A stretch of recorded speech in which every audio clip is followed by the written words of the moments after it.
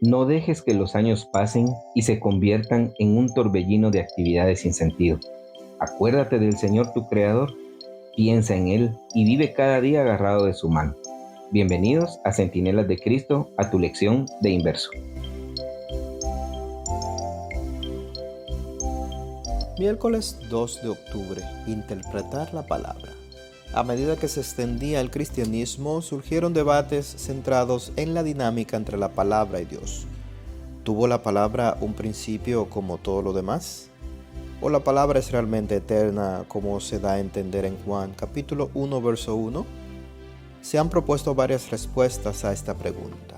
Sabelio, un teólogo del siglo II, sostenía que el Padre, el Hijo y el Espíritu simplemente son manifestaciones diferentes de un ser singular. Dios sería como si te vistieses con 3 trajes distintos en 3 días sucesivos. Pareces distinto, pero en el fondo eres la misma persona. Esto se llama modalismo. En cambio, los docetistas sostenían que la palabra no adoptó realmente una forma humana, sino que solo tenía la apariencia de haberla adoptado.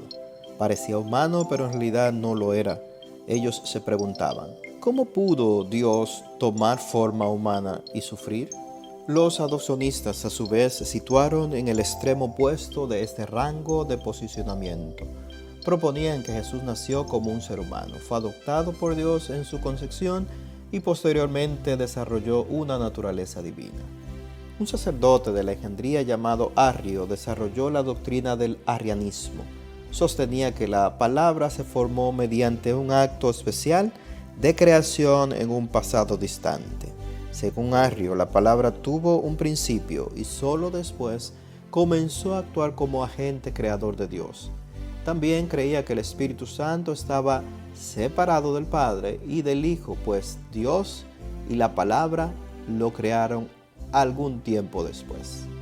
Debido al bagaje teológico que traían de sus antiguas denominaciones, varios de los fundadores de la Iglesia Adventista del Séptimo Día eran semi-arrianos.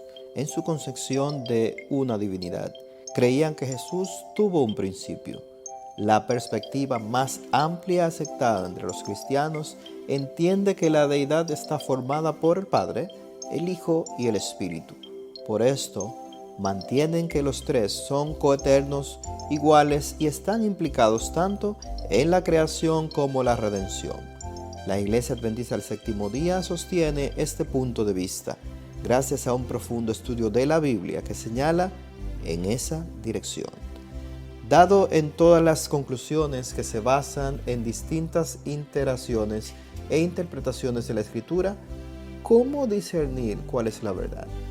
He aquí algunas sugerencias. En primer lugar, todos necesitamos ser humildes. Como pueblo, ciertamente corremos un gran peligro al considerar nuestras ideas como la hemos aceptado durante mucho tiempo, como doctrinas bíblicas y en todo punto infalibles, y de medir a todos por la regla de nuestra interpretación de la verdad bíblica. Este es nuestro peligro y este sería el mayor mal que podría sobrevenirnos como pueblo. Elena G. de White, Materiales, 1888. En segundo lugar, reúne los pasajes pertinentes de las Escrituras y busca la armonía que subyace en ellos. Pregúntate, ¿qué intenta comunicar el autor? Anota los puntos centrales que el autor está planteando. Por ejemplo, vuelve a leer Juan capítulo 1 del verso 1 hasta el 3. ¿Qué es lo que más te llama la atención respecto a la función y la obra de Cristo? En tercer lugar, pregúntate, ¿qué interpretación tiene más sentido para la mayoría de los versículos? Si 1 o 2 versículos no aparecen armonizar con los demás, pregúntate por qué. Quizás estés haciendo suposiciones.